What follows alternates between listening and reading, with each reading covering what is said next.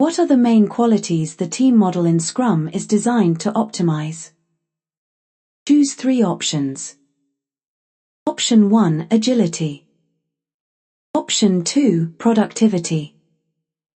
Option 3, flexibility. Option 4, creativity. Option 5, responsibility.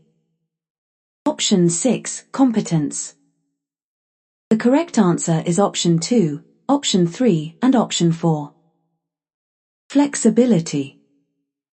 Scrum allows teams to adapt to changing requirements and priorities throughout the sprint.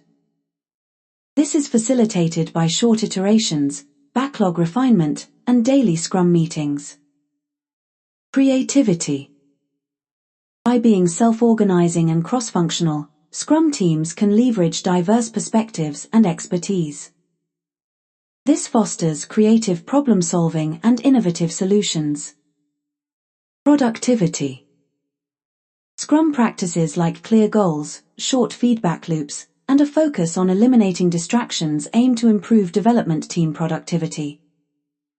Bear in mind that agility, responsibility, and competence are relevant for any teamwork model, but they are not core optimization targets within the Scrum framework.